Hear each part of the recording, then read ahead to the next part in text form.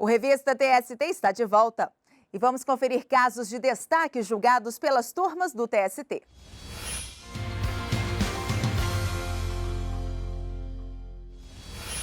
Começamos o giro de notícias pela primeira turma. Um vigilante do Hotel Nacional em Brasília não vai receber vantagens da norma coletiva da categoria. Ele trabalhou como vigilante patrimonial e segurança de carro forte e argumentou que, como essas atividades são típicas de categoria diferenciada, deveriam ser aplicadas normas coletivas próprias. Ao julgar o caso no TST, o relator, ministro Valmir Oliveira da Costa, concluiu que, embora o vigilante integrasse categoria profissional diferenciada, não é possível o deferimento de vantagens previstas em instrumento coletivo do qual a empresa não tenha participado. Segundo o ministro, o fato de o empregado ser integrante de categoria diferenciada não é suficiente para criar obrigações à empresa que não tiver sido representada nas negociações coletivas firmadas com o sindicato. E a terceira turma condenou o Clube de Regatas Vasco da Gama a pagar multa de 40% do FGTS ao jogador Wendel Geraldo. O clube ainda terá que integrar as parcelas conhecidas como luvas e bicho ao salário do atleta. Na reclamação, o jogador Wendel Geraldo sustentou que no contrato com o Clube de Regatas Vasco da Gama ficou acertado o pagamento de luvas no valor de R$ 1.600.000, divididas em 6 parcelas, e salário mensal de R$ 200 mil. Pelo acordo, o jogador também teria direito a receber R$ 85 mil, a serem pagos entre a 10ª e a 29ª rodadas do campeonato, o chamado bicho, valor pago em função dos resultados positivos alcançados pelo clube. Diante do atraso no pagamento dos salários, o jogador pediu o reconhecimento da rescisão indireta do contrato, ou seja, o fim do vínculo trabalhista por justa causa do empregador, o que foi atendido pelo Tribunal Regional do Trabalho da Primeira Região, no Rio de Janeiro. Mas o TRT excluiu da condenação o pagamento da multa de 40% do FGTS. Entendeu que esse tipo de indenização deve ser paga como medida compensatória nos casos de despedida arbitrária, o que não teria ocorrido com o jogador. O TRT também negou o pagamento do valor relativo às luvas por entender que elas não representavam salário, mas sim indenização. Também negou o pagamento do bicho, uma vez que o valor dependeria dos resultados obtidos pelo atleta junto ao clube.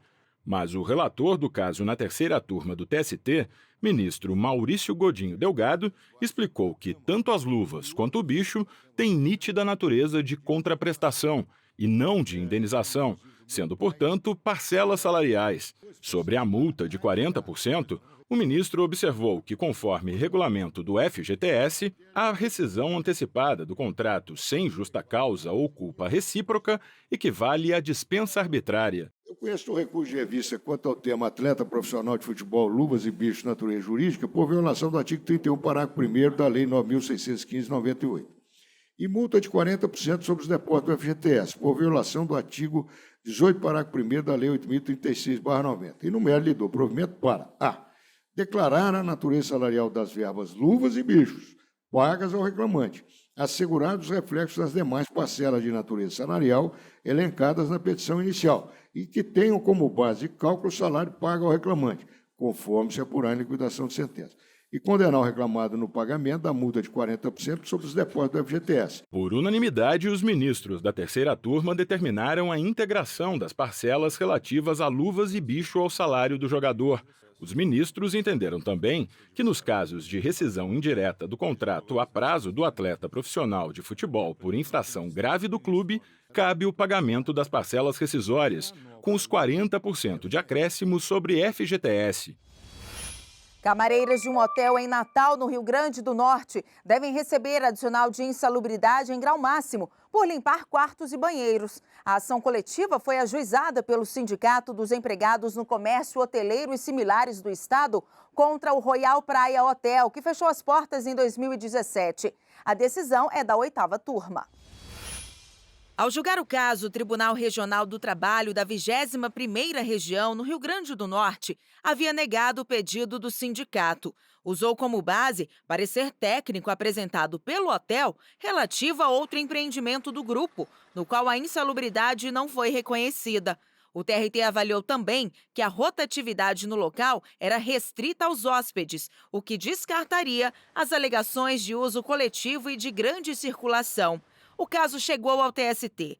Para a relatora, na 8ª turma, ministra Dora Maria da Costa, o pagamento do adicional de insalubridade, neste caso, está de acordo com a súmula 448 do TST. Segundo a magistrada, a jurisprudência tem confirmado o direito ao benefício a trabalhadores em situações semelhantes.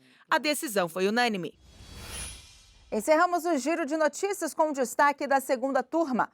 A Fast Shop foi condenada a pagar a um vendedor de televendas adicional de horas extras após a 6ª hora diária. O pedido havia sido negado pelo TRT em São Paulo, em razão da falta de norma legal a respeito de vendas por telefone. Mas, ao julgar o caso no TST, a relatora, ministra Maria Helena Malman, aplicou a jurisprudência atual do TST de que o trabalhador de televendas tem direito à jornada reduzida dos telefonistas, de 6 horas. Para o tribunal, o desgaste físico e mental sofrido pelos vendedores de televendas e telefonistas é semelhante.